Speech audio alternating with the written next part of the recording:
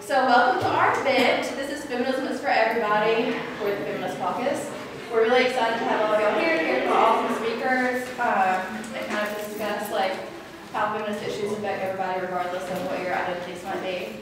I'm Cassidy Ellis and I'm the coordinator. Our presenters tonight are going to be Dr. Boylorn in Communication Studies down in here. Next to her we have Michael Forst. He is a master's candidate in Communication Studies. And then Dr. Alice Parker. She was one of the founding members of the Women's Studies Department here on campus. And then Dr. McKnight, who is the current Women and Race Studies Department chair. So we're really super excited to hear from everybody. So I'm going to hand it over to Dr. Boylorn. Hello. Hi. No problem. So my name is Robin Boylorn. I am a faculty member in the Department of Communication Studies, and Cassidy promoted me on the sheet. I'm actually an assistant professor, but I hope to be a associate. And I've been here since 2009, and I think that I have identified as a feminist for probably as long as my graduate academic career, which began in 2001. Though I think that I have always had some tendencies of feminism without knowing it. So I am also a member of the Crump Feminist Collective, which is a scholar activist group, and we have a blog.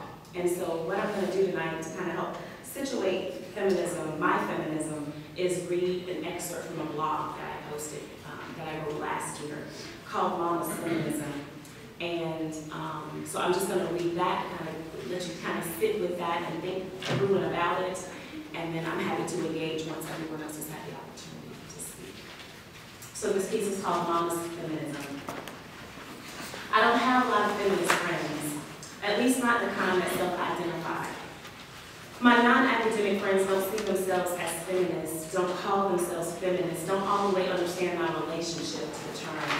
They spend a lot of time trying to resist myths around being black and a woman and don't have the energy or motivation to also resist myths of feminism, of bra-burning white women who hate men and stand in picket lines, of black women who understand the theoretical nexus of their lives and initiatives that connect them to the cause, but become disconnected from movements close to home.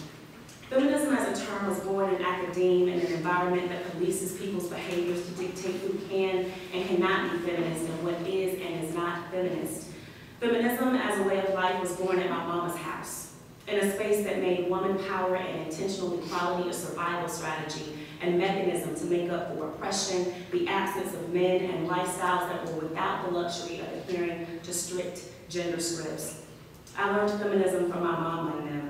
Rural women who did not have the benefit of formal college education or fancy words for how they lived.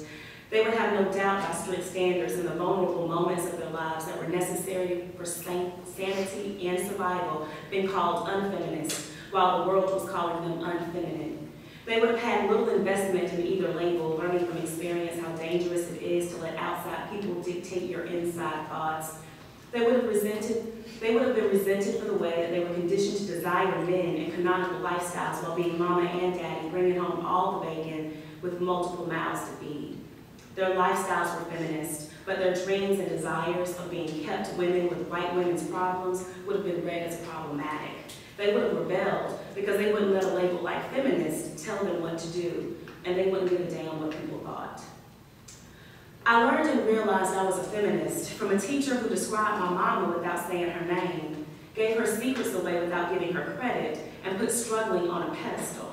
We didn't have pedestals at my mama's house, but we did have stools to stand on and sit on for work and rest, so feminism was like a metaphorical stepping stool.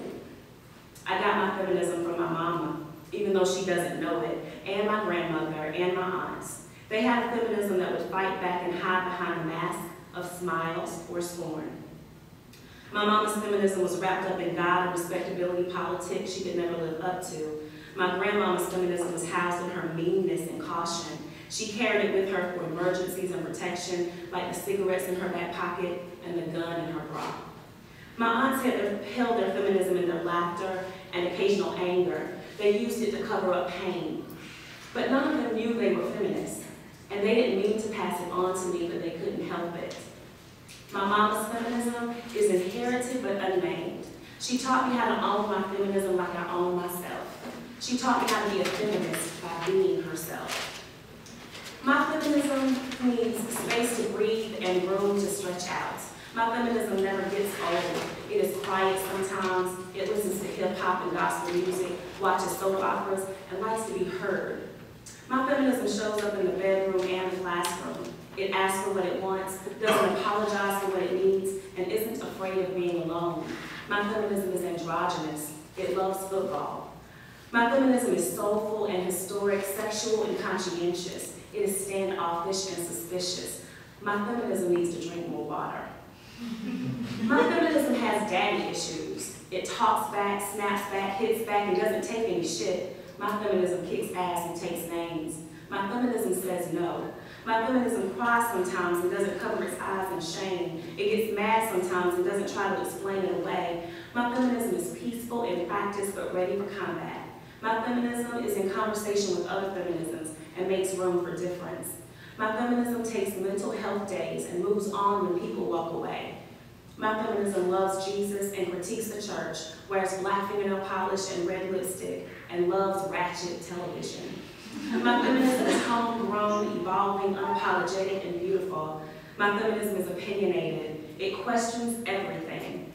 My feminism is not always right, but it's never wrong. My feminism gets tired. My feminism is anti-racist, anti-sexist, and conscious of class issues. My feminism knows what misogyny means. It takes days off. It tells people off. My feminism, like my mama, is braver than me, stronger than me, and keeps me grounded. My feminism, like me, is complicated and full of contradictions. My feminism is crunk. My feminism has dreams.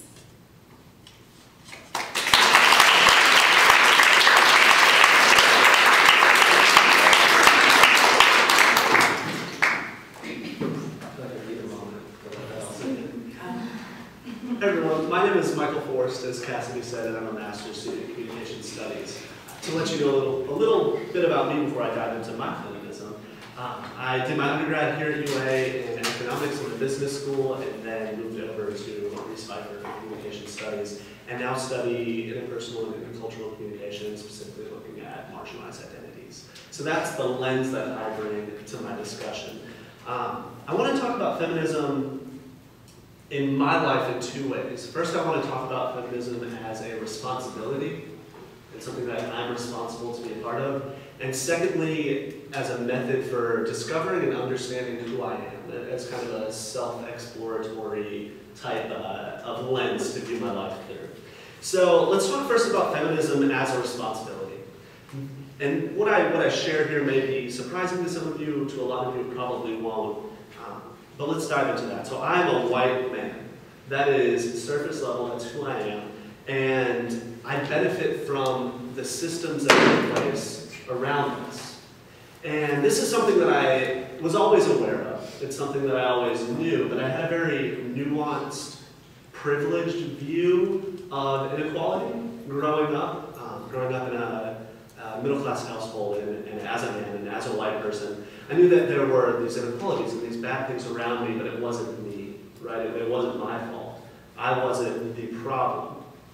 And feminism is one of the first things that I've had to dive into and realize that by being a bystander or complacent within this world of inequalities as a white man, I am the problem.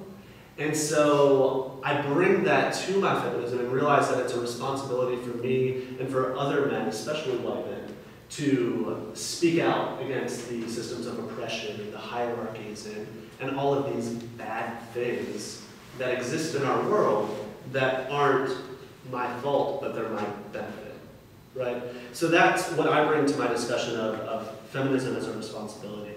I owe that to the women in my life. I owe that to my advisor. I owe that to my sister, who's stronger than I ever could be. I owe that to all of these people who have contributed to who I am. But beyond that, just as a purely humane level, I feel like that's a responsibility I have as a citizen and someone who coexists in space with all of you in this room. Right? You deserve to have those same opportunities that I'm just given. because of the world, right? That's not fair, that's not cool, that's not how it should be. So I think that's something that I want to work towards. And I do that in a couple of ways. As an instructor, I'm a public speaking instructor, and then my senior year I taught a course in the Honors College that was an exploratory course that kind of looked at issues of identity in the South. And it's important to me that I influence my classroom with feminist ethics, just very bare, simple ideas of equality and co-creation, and all of these very simple ideas that are foundational to intersectional feminism, but that have a big impact on my classroom when a white male approaches these things and names it as feminism. So that's something that's been important to me. And then also as a student leader, wanting to critique the systems that are in place at our school. The Greek system, that's male biased, that's privilege biased, which is not news to anyone, right? But something that needs to be critiqued. When we have an SGA that hasn't had a female president in a long time, set aside the class discussion, but simply on a gender discussion, that can't be okay. And that trickles down. We see that in our classrooms. We see that in the way sports are promoted here in our school. We see that in the way that I was elected to chair my freshman forum group because the girls in my room didn't like the girl that went against me. For no reason, but they didn't click with her. There's clearly things going on that I've benefited from and have a responsibility to address. So we can talk more about that as we get to kind of a Q&A discussion period, but I want to talk briefly about feminism as a method of self-discovery. So as someone who identifies as queer, feminism allows me to look at the intersections of my identity and to really pick at those points where I come together and figure out what they mean to me. Before starting grad school and taking classes with Dr. Boylorn, I thought about these things but didn't have a context to really approach them. And I think that's a really strong academic tool that becomes a practical tool for all of us in our lives, regardless of the identities that you have. I think it's something that is applicable, and it has been to me. So I've really appreciated that from feminism and incorporated that into my life from there. It's a method for me to push against the stereotypes of my identities. It's a method for, similar to Dr. Boylorn talking about not being an angry black woman just because she's angry and black. The way I can talk about not being whatever stereotype is labeled on me because of my queer identity. So it's given me this context in this area to approach it from. So I think that's important. It situates my work, my ethics, my politics, and my responsibilities, the things that I owe to other people and to society. So those are the two ways that I've brought in my life. And I hope that we can talk a little bit more, especially about that responsibility piece. Because that's an influence that, especially the men and the women can have, but that all of you can trickle out from there too. So I'll turn it over to you. I didn't really plan to talk about myself, except that my ex-husband and I arrived here in 1964, middle of the chaos. The year after Wallace stood in the door, the year after the kids were killed in Birmingham, and terrible things were going on. We worked in civil rights, and from that experience, not only that experience, I feel like I was always a rebel. Maybe I considered myself a feminist from the get-go. But there were all kinds of things that I was socialized to do, for instance, get married, have children, whatever, that were not really free choices. I used to tell my students, you know, you are so lucky. You can choose to get married, not to get married. You can choose your sexuality, whatever. I also identify as queer, self-identified, but it took me a while to come to that conclusion. My parents were socialists, so I grew up in New York. I was born in Chicago, grew up in New York in the McCarthy era, and we worked really, really hard against systems of oppression, so we thought. I worked one summer in a camp for inner city kids. It was my first venture out of the middle class. That was my opening experience. But But long since I've realized that we grew up in a racist country and homophobic. And it isn't enough just to be, say, a Jewish queer person with socialist parents. That doesn't give me the privilege to accept my white privilege, even though a lot of people down here don't think that Jewish people are white, but whatever. I think that we grew up in a racist country, and so we have to, and now there's the immigrant problem. I think that I always have to continuously be on the watch for what that implies for me personally, and I don't think that I can forget it. It's sort of like with white people talk about white privilege, but there's so many varieties of that. I do want to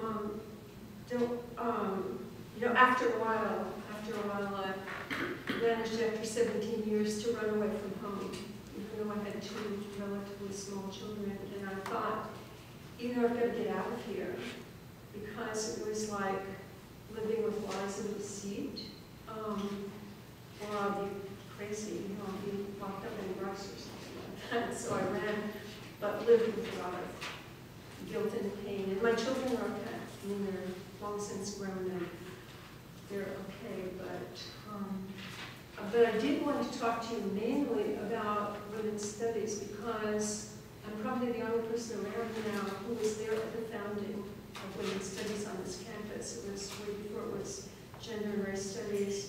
And interestingly, the impetus for it came from the students. There were, in those days, if you can imagine, a women's student government. And I don't, maybe you remember some of this, being in political science. I have a vague memory of this, and I'm practically not believing it, that there wasn't just an SGA, there was also a women's student government. There were these wildly political and active women who said they knew what was going on around the country. This was in 1972. They knew that there were women's studies programs and feminist stuff, and Simone de Beauvoir had written in the 1950s, the second sex, and there were lots of publications, and people were young faculty, women faculty, and we applied for internal grants in order to get the program launched. And we started out with a horrible design for how we would teach women's studies, by having huge sections of all the women who wanted to come and listen to us, and men for that matter, and break it out then into teaching sections. And so our internal grant was in order to train teaching assistants to be able to handle sections. And I have to tell you that 2 of my colleagues were in psychology, and they were very, very well focused as social science people always are. Being in humanities myself, I thought, wow, we've got to change all this patriarchal crap. Starting with Egypt, we need to bring the great goddess back, number 1.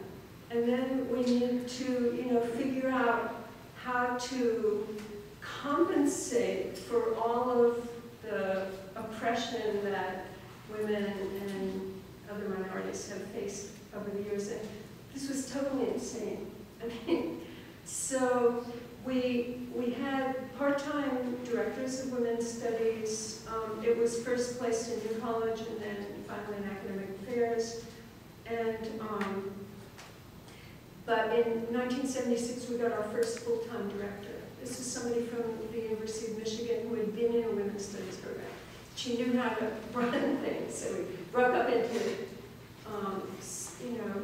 reasonable-sized classrooms. However, now, my friends who are still teaching women's studies tell me that we had a limit of 25 students, so there would be interaction in the classroom. Now, what is it? 50, 60, 70 students? And so now it's more like lecture sections again. And I'm very happy to answer answer any kind of questions that you might have. I was teaching because my ex-husband and I were in the same department in languages, and there were nepotism rules way back when. This is the dark ages. I taught for 12 years, even on the graduate faculty. I was just saying, directing dissertations. I taught with no benefits for, and so finally I said, well, I will get myself another half position. So I went over to New College, and so I did joint appointment, which is even more complicated if you're trying to do research and publication, to have just another very labor-intensive part of your position. But it was neat working in New College, and when things got too nasty in their languages, which they had a tendency to do, I could go back to New College, and the campus politics were real different in college, because we were all in different departments. It was all undergraduate, so that was really good. But in 1990, everybody else who had taken over as chair of women's studies had decided they didn't want to do it anymore, and so they said, now it's your turn. So I did it for about 5 years, and at that point, I knew that there wasn't a women's center at that time. When I first took over, there wasn't a women's center, it didn't exist. And so I took it upon myself to get that off the ground. And I was on the search committee, and somebody who was one of the mentors of the sororities took over as first chair of Women's Center, and so I said, I'm washing my hands of this now.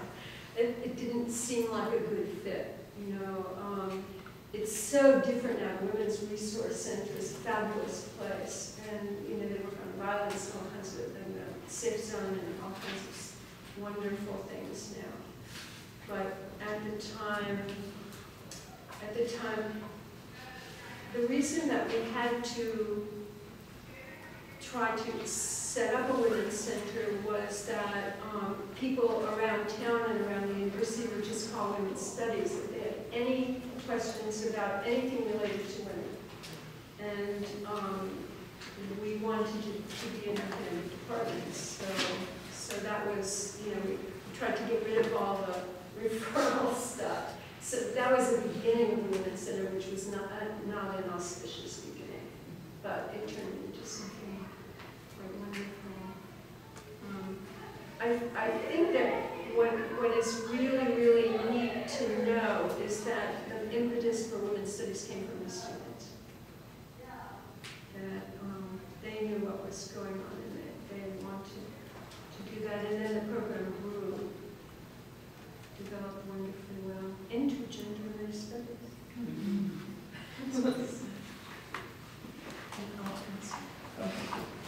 So,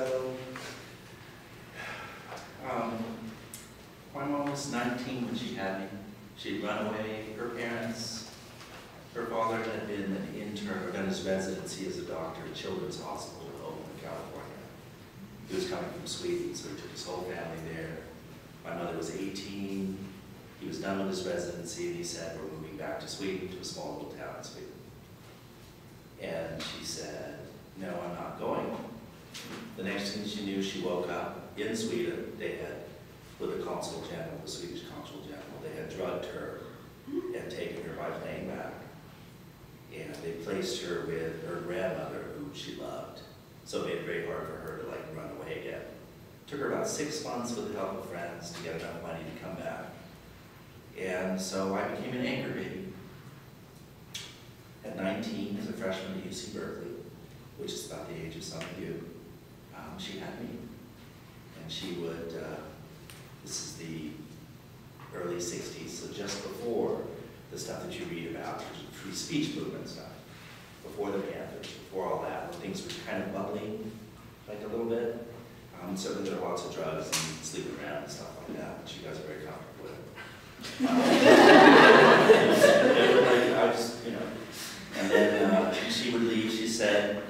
she told me, because of course I was just newborn, that she would walk outside of her class and her women friends would be taking care of me. She would come and breastfeed and then go back to class. Right? And a little posse of women, kind of doing the thing. And then she had my brother as a sophomore. And then she'd been cut off and disowned because she married a black man. And so finally she had to leave. She went to Mills College, an all-women's school in Oakland, for a year. And after a few more years, she went back to Berkeley, became a grad student. I grew up in that type of environment where, I listened to my mom cry, one afternoon about how her professors in her department, now as a graduate student, refused to allow her to do a PhD because as a woman, she could not do a PhD on a woman poet because she could not be objective. And so she had to choose, a righteous man, famous, everybody's written about him already, kind of thing, and position herself in that way. That was the early 70s. But also then her great-grandmother, was the lone woman at the Sorbonne, studying in Paris in the 1800s, late 1800s. And we have her memoirs and all that, where she was the only woman. And after studying there, she went back to Finland, became the first woman professor in Finland. Became a diplomat and all of this. There were plenty of, my grandmother became a well-known doctor, doing disability work in northern Sweden, et cetera, et cetera. I think our society, I'm not talking about Sweden when I say this, but our society is built on the shoulders of very strong women. And I think we all of us are told that that's not the case, right?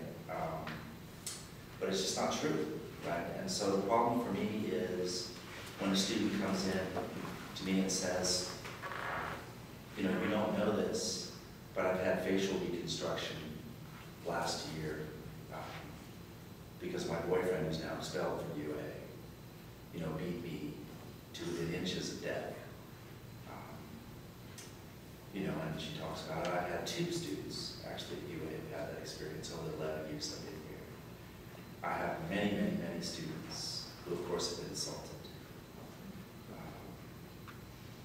I know many of my best students, the last 3 went to Yale Law School, which is the best school in the country, have been women. Harvard, Princeton, Stanford, UC Berkeley.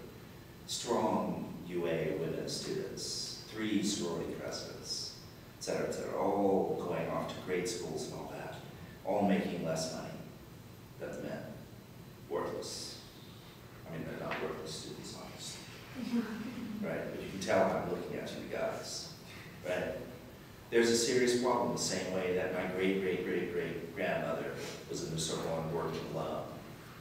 I just don't see, and this is one way for me to talk about this, in the context of how the other 3 people marginally talk about their own lives and what feminism means to them. I think there is so much need for a very serious politics that has to come from you, because not just because you're students, but because you're this next generation. Like it's much bigger than the campus. I just don't see, as people struggle with, well, I don't know if I should call myself a feminist or not. Well, like these types of questions, for me, I can't say it for you. My kids are 19 and 21, right? But I would just set that stuff aside and get to work. Right? I don't see any difference from the 60s, 70s. The type of comment that my mom received from her advisor could easily be done now. It would just be more subtle. Because you weren't worried about the law. You would say, no, I really don't think you should study that. It's not really legitimate. It's not serious enough. Let's focus on this other thing. I think everything is couched in different language, but we're in the same situation we're in. Of course there's been progress. We know that in the 1960s, most of us in this room would not be here. Okay, so there's been progress. Well, that means that we should use those tools that have been given to us, right, to move forward. I think that you are wasting time And I hate to sound this way. You are wasting time not getting out there and making a difference.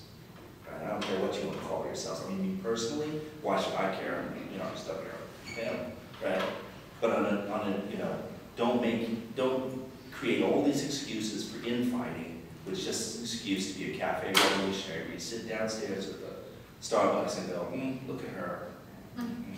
Right, like this, as that person, unbeknownst to you, has just been picketing or escorting somebody from an abortion clinic or doing these types of things, and you're spending all your time just deciding how righteous you are. Well, welcome to the church.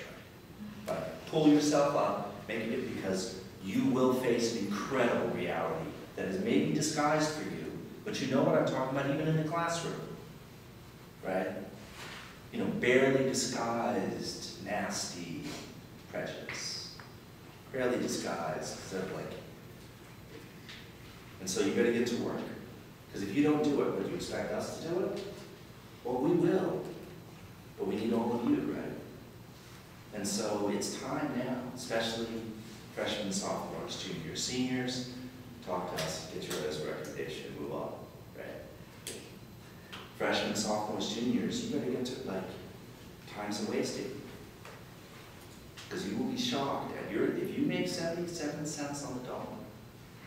I have very successful women in my family. My sister-in-law's very successful. Mitt Romney's successful. A private equity manager, made a fortune on the foreclosure. Every time one of you lost a house, Margaret, my sister-in-law, was like, we have the business model. She looks just like a librarian, right? And she says, what I love more than anything else, and you all remember the Mitt Romney stuff, I'm sure. What I love more than anything else in life, this is a wonderful, politically engaged person, is firing. I love sitting across from one of these white guys and just going, you're fired. You can pick up your packet on the way out, especially if they're very wealthy. I mean, 70 cents on the dollar over 10 years, you're making so much less. And you're having so many issues. And I think we have to, all of us revisit, when I say my mother as a freshman had me, is that we have to revisit all those things that we think of as first, second, third wave. We have to revisit those things and decide how we want to live. But we have to open up all that politics again and get to it, because there has not been the progress. Wait till Hillary runs. And you'll see all the nasty stuff that you should have seen already, right? You should already be out there, you should already be campaigning. It doesn't matter if it's Elizabeth Warren. We know she's not going to be, well, no, I mean, I'll say that on both sides. we know it would be wonderful if she was a great candidate. It would be wonderful. We don't live in that type of reality, right? So, but you should still be out there. And like I said, we produce at UA. Don't let anybody tell you any different. At UA, I've had some crap students all over. I have a student who works with refugees in Myanmar, smuggled across the border. She's been working in camps for years, a UA student. I have somebody like Lebanon, in Syria, like all women doing incredible work. And of course getting those fancy degrees and going on to do incredible work. And that's you, like you, right? So get out there and, I mean, no excuses. I just won't talk. I mean, I'll be nice and polite, obviously. Right? And, you know, I'll sit there and just sit on the couch in my office and I'll be like, it's okay. You know, you're right, your boyfriend wants to go here. And, you know, I think you shouldn't really follow him, but of course, if that's what you really want. You know, of course I'm going to say all that stuff. But we have to open up that politics too, because there's nothing wrong with that either. You see what I mean? Like, don't, because I throw this stuff out and you go, oh yeah. Like, there's no, stop it. Right? Because it's been given to you by what? The worst thing for my mother has been, now she's in her 70s, has been, now that her mother has died, is that she lived her life in conflict with her mother. Her mother who said, I did not get a PhD like your father. They're both MDs. Like your father, because I had to stay home for you. Because you came into my life. And she was like, And so when she was asked to go for tenure at UC Berkeley and do the process, like gear up those years, she turned to the chair of the department. She says, no, my children are more important. But now, years later, she's like, was that okay? Like, those are the questions that sit on your generation as you look at your mothers and your fathers, right? Pigs, right? Or not.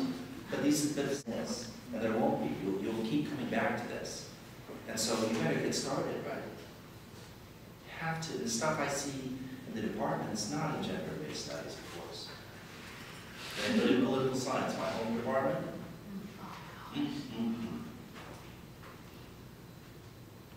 You know, I just put it this way, it becomes those things you can't talk about, right?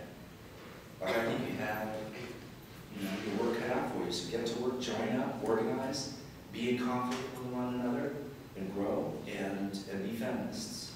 Make a difference, right? So you got me, and we will, I promise you. You want to go to Yale? You'll go to Yale, right? If that's what you, of course. We look great in a very selfish way. It's like how many universities? Yeah, Princeton, you know, like this. Of course, we're all pretentious and everything, right? Okay, but we have to fight that too, right?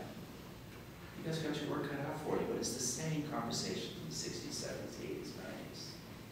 But now let's mark it here, right? Just talking about this stuff. It's the same.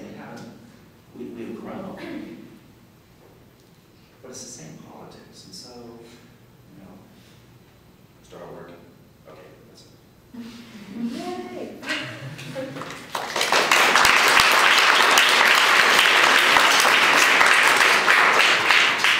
So, those were some great presentations by our speakers. We have a while left, so we'll just open it up for questions, and then Tier, our co-coordinator, will kind of close out with a few closing remarks. So, questions, comments?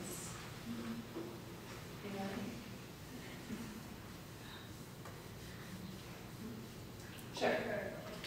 Okay, so since there is such a negative stigma surrounding the word feminism or just any movement in general, how do you get people,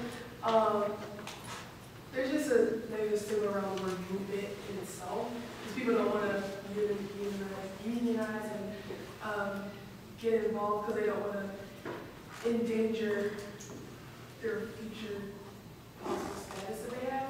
So how do you get people into, like, involved? Because from what all you all said, like, you didn't actually know you, like, label yourself as a feminist, but you have a lot of feminist tendencies. So how do you get people who don't want to label themselves as feminist or as part of a particular stigmatized group, but they want the equality aspect of it, but how do you actually get people, like, involved?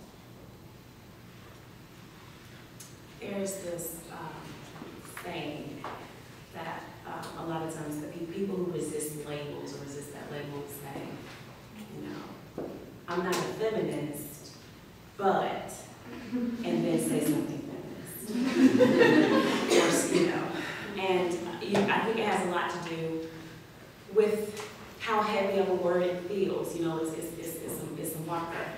But feminism gets a bad name because of all of the mythic representations of it, that many of which aren't even true, you know, that people have. But I am honestly, and you know, and I've taught feminism classes at my prior university, at the University of South Florida, and I was hard pressed to get some of the men in my class to call themselves anything, right, let alone a feminist. But I realized that I'm not really invested in the label. You know, there are definitely political reasons that you should identify as a feminist or a black feminist or a womanist. But if people are going to resist the label, I don't care, as long as they embrace the ethic, embrace, you know, the definition, you know, and they're real conscious about it. Because if you're telling me I'm not a feminist, but I believe that, you know, women are human beings, that's feminist. Or I'm not a feminist, but I believe women should be compensated equally. Well, that's feminist. Or I'm not a feminist, but I think think I should be able to get birth control at Walmart. Well, that's feminist. And so I don't care if you don't want to be called a feminist as long as your politics are feminist. Because eventually you can get them, because like I was saying, my mother doesn't know what a feminist is. She doesn't identify as a feminist, but she is. So I'm not caught up on the fact that she doesn't attach the label to herself.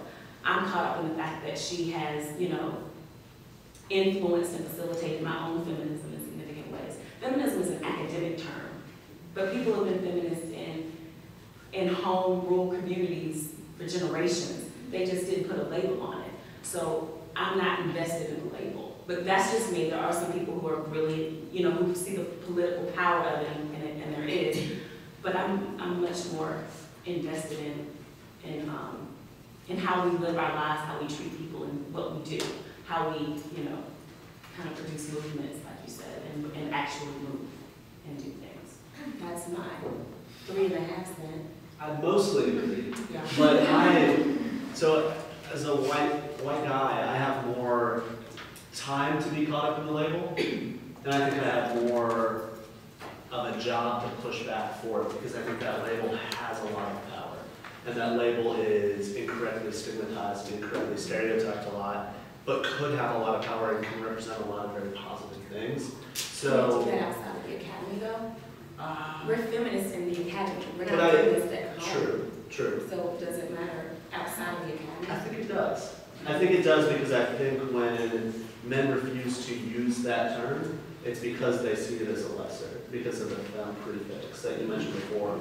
And so I think by me calling that out and saying, no, you are a feminist, we've talked about this, ask that list of questions, and then maybe having an academic discussion about it, so maybe it can't work in full circles, but pushing that label because the label does matter, because it allows men to push it aside and say, not feminist, not being meant to close off anything that a feminist says to them.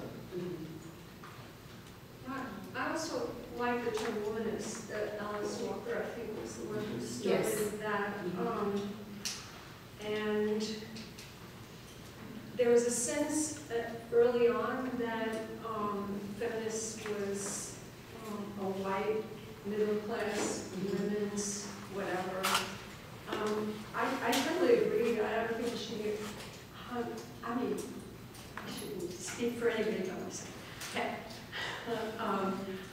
I don't like getting hung up on the term feminist. I think that women have, God, sometimes it seems like we take one step forward and 2 steps back in terms of reproductive rights and equal pay for equal work, and who knows? I mean, so if you're committed to there's strong women all over the places, as y'all have attested, and I don't care about the term feminist that much. I consider myself a feminist, but I also considered myself a feminist when I was saying yes to everybody else and allowing myself to be manipulated through my socialization, and early on, which I resent a lot now. And in my old age, I've let go of a lot of the resentment, but I don't think, I like Patricia Collins' work on Black feminist theory, and mostly I taught feminist theory. I had to kind of learn it. I learned it, and then my background in French was helpful, because a lot of it came out of French thought. And I had to sort of drag my women's studies students kicking and screaming through some of the deconstruction and stuff like that. And Foucault was one of my heroes. But I agree that not to get hung up on. I'm just amazed at your blog was fabulous. It's so beautiful. I would love to have a copy of it, or find out where you posted it.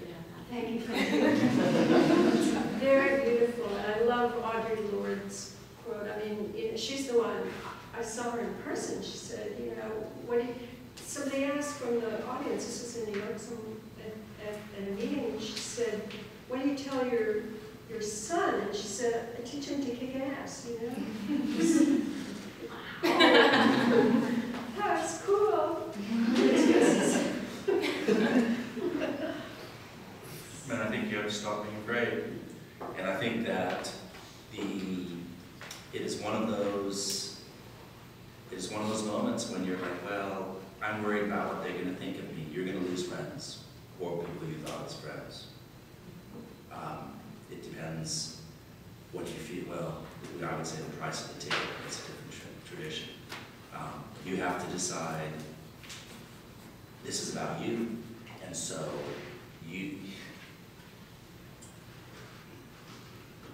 once you say, hey, you know what, if you go back to your family, let's just say, rather than say your family is so cool and relaxed and everything like this, right? You go back to your family, they resist, they're like, what are you learning there anyway, right? And all of a sudden you go, you know what, I can't backtrack, I can't hide, I need to keep going with this. And then once you do that, in a little bit of time, you'll realize that there's a huge community of people that was waiting for you.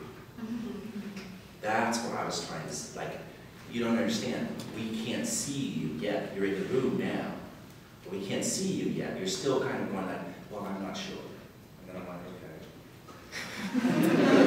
okay. Like, so if we train you, you're going to go, I learned everything about women's studies, and I know exactly what they're like. And let me tell you, this is on Fox News where you are now, right? There are a number of people like this. Paul Rove and some of these others. No, there are a number of people who are well trained. They took the classes. They come, and I'm joking about it in a way. But we know now, after all these years, it's like, because the problem is when you kind of get confident in this, you'll realize that what do you think Elizabeth Warren and these other people are about? Like, they're just waiting for you. Like, when I talk about the successful people, these are people who are like, you know what? Like the 3 sorority presidents that I had with independent studies over those years, where they talked about the corruption in sororities and how difficult it was to be a president and having to discipline students, their own friends and stuff like this, and structures within the sororities, these 3 white sororities. And all of a sudden they use that to kind of parlay for them this course into like, you know what, I can't be this person that people have wanted me to be, right? And after that, they then go on and become strong, as opposed to something kind of wounded, limping, right? And then all of a sudden you say, I don't care, call me what you want. Here I am, right? And that's not all you need to do. But I think fear is terrible. You're trained to be afraid. You're trained to be quiet. You're trained to be obedient. You're trained to, sometimes that's a good thing, I guess. I don't know your own life. Right? But I think that you shouldn't be worried about a label, right? Like that's the least, and when you talk that way to somebody like me, you're wrong and concerned about. We kind of look and we go, if we need to talk about the label, that's okay, but really this is a surrogate for psychotherapists, right? It's really something else going on here. It's a huge thing to kind of say, hey, this is who I am, and I know you're not going to like me. And now I know, guys, that you're going to have an issue with this. And all of a sudden, your criteria for friendship changes. And yes, you're right. It means sometimes you have very few people around. You can't hang out with those people. There are many people who I am colleagues with in my old department who I cannot go out with them. And I'm just like, do you want to go and have wings before the game? And I'm like, no, because you're going to objectify women in a certain type of way. No, but I'm being really stupid about it when I say that. It can be more sophisticated. I can talk in a different way. But that's really what it is. And how do I explain that? They're like, or the professor who I have, my youngest is 4, and I go like this. Hey, you know, it'd be really great. I'm almost the only guy. It's a very conservative place. Only guy at the playground or the zoo and stuff. Not the only one, of course, you know, people are there. But it feels like I'm the only one. Little kids and stuff. And I'm like, look, this is what I'm doing. Here I am, right? And one of the guys turns to me, who has kids the same age. He has 3 kids, just like me. And he looked, and I said, hey, maybe we can go to the playground sometime. And we work together in Denver. And he looks at me and he's like, don't you have any masculinity left? And I look at him and I'm going like, pardon the expression, you're gonna fuck your kids up. Like, what do you mean? Right, like this, right? Needless to say, we don't go to the playground yet. Right? But it's like, I don't know what that means politically, but it's what I'm doing, and you have an incredible amount of self-criticism. And you all have that, right? But it can't paralyze me so that I'm not talking to this guy saying, hey, can't we go to the playground? And I'm going to be embarrassed and stuff, okay? That's the way, move forward together. Any other questions? For specific stories or just in general? For sure. I think that, I mean, I'm a freshman and just seeing on campus, I think that sororities do have like the potential to be really good voices for feminism, because they're organizations that are essentially like organized around sisterhood. But obviously I don't think we would label the sororities here as very feminist organizations.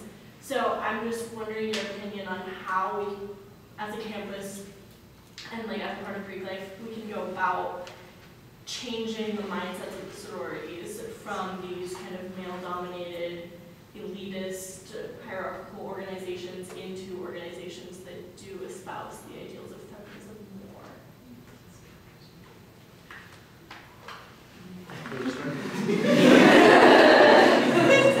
I can remember way back when I was in women's studies and teaching women's studies, we had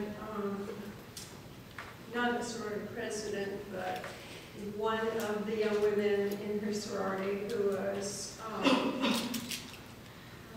essentially from an upper middle class family and so on, and she just took it upon herself to deal with. She considered herself a feminist, and she wasn't. She was very strong-minded, and she was a wonderful model for possibly changing people's perceptions.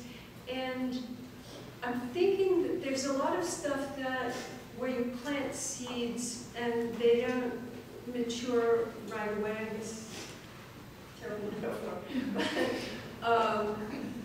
But I think she had a very, very big influence. She was in one of the very fancy sororities.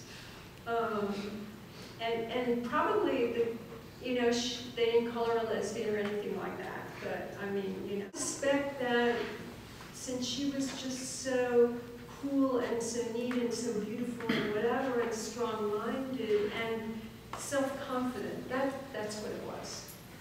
That I bet that she had there was a big influence. So I think it's if some of the women who are in sororities take gender race studies, women's studies classes, they can bring that back, and they don't need to say I'm a flaming feminist now, or whatever. They just need to say this is a very interesting class and I've learned all kinds of stuff, and if you think it isn't important for you too, you're mistaken, because you want to go out and be paid, 70 cents on the dollar, whatever. So I think it's actually two questions. One is, as you're pointing out brilliantly, one is you have a group of women who are strong, doing well in school, etc. There will be a conversation amongst them, right? No matter what. If you get 3 women together, right? 2 will be like, One will be like, oh, I can't do that. I can go to church on Sunday. But so I think that you have to separate out the way that there's an attempt to position sororities as an issue, right? From the women who are incredibly strong within the sororities, and for various reasons show up there, just like you show up at a church, just like you show up at UA, because somebody tells you to be. That's very important for you to separate out that with people you're working with. That somebody is in a sorority doesn't mean crap politically. But there's another way to look at it which makes it very important, and that is what the sororities could be, the potential, right? The type of processes in the sororities, the swaps and the this and that become more problematic. That's a different question. That means you turn your gaze not on developing the community here and not caring where somebody is in terms of their social groups and all, like, oh, you're from Homewood as opposed to Mobile. It's a big difference because Mobile, you know how they are. That's the same, that's that, that's not, right? Yeah, exactly. But this other thing, this saying like this to the sororities, look, there's a lot of potential here, and there's some problematic processes that are here, and you have to decide as students whether it's time to take that up. I don't understand why you wouldn't take that up, but I'm not in the sororities, and I'm not a student. It's been a long time since I've been a student. So I can't take that up. It's one of those things where the students can do things. The students can create departments. And for some reason you haven't been taught that. You can do. So you turn on. But that's a separate question. It's very important as a community, like in this room, that you don't sit there and go, well, that person's a sorority. That, for me personally, I'd be like, okay, I guess, right? Because you can't tell, like in other words, somebody can be trapped. Somebody can have a very difficult time. Served in one of the sororities, served by blacks, right? You know, at mealtime, sitting there going like, this is really uncomfortable for me, right?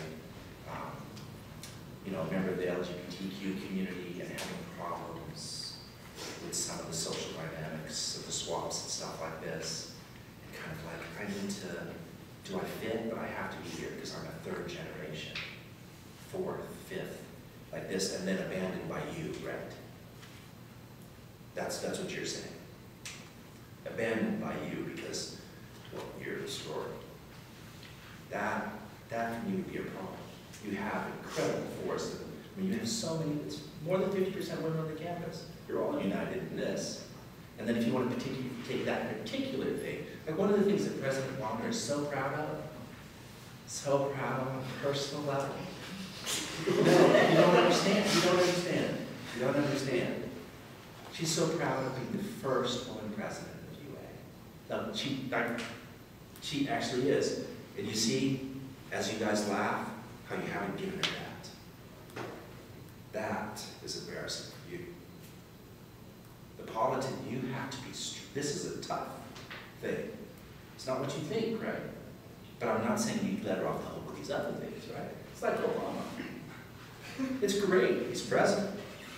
But it's also not so great, he's president. Like it's a nuanced thing, right?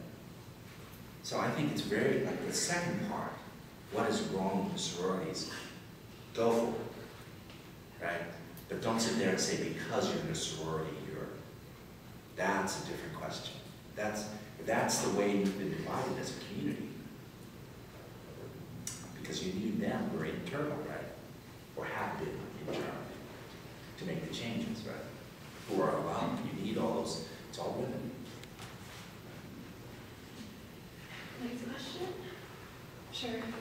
I would like to know, like, specific tools or strategies you guys have to offer us in order to, like, initiate a change, you know, change the mindset of people, unite people together, just like personal things that you have used, you know, to change the perspectives of your students and your colleagues and stuff like that. Conversation goes a long way, as simple as that sounds, to kick us off. And not like a fluffy conversation, but truly intentional conversations, whether they're in the classroom or with your peers, do a lot. 6 years ago, this wasn't happening. 2 years ago, this wasn't happening. And then the conversations start, right? We get a context and a place for things to start growing and multiplying. So just as a fellow student who sometimes feels like I'm the only one like trying to have this conversation with people all the time. Putting yourself out there and then meeting all these other people who are doing the same thing starts at that personal level. I'm sure you all have more found things. I'm trying to think.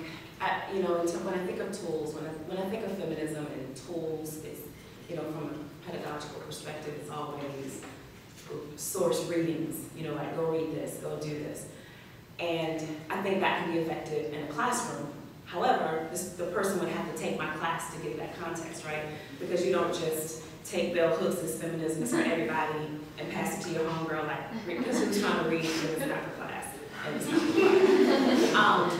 So I think that, and that's one of the reasons why I think that I am not as territorial of the term, because I think that there are ways that in popular culture we can engage feminism and have these conversations. Because I'm thinking about Beyonce. I'm thinking about Forst. I'm thinking about her VMA's performance where the word feminist is in the background. Because for one of my friends who's not an academic, or who's not in school, and who's not in the academy, and who's not interested in scholarly feminism, we would listen to the Beyonce CD and watch the visual album together and talk about what's feminist and or not about that, right? So I think that it could be a really good tool to find ways to engage feminism inside and outside of classroom context and toolboxes that we can give you. Because I don't know what I could give you, or tell you, share this with your friends that would work in that way. But I think conversations work, but conversations about particular topics work, having these types of rigorous, critical debates and conversations about things that are going on in the world, things that people are hearing about so that they can talk about them, like the Ray Rice, Janae Rice situation, right? Like using that, talking about that, and using it as a way to promote a feminist ethic. But not necessarily introducing it as feminism. But sometimes you have to sneak it to them. That's the way. You know what I'm saying? Because if feminism is the F word to them, when you say that, turn off. I don't want to hear it. I'm not that.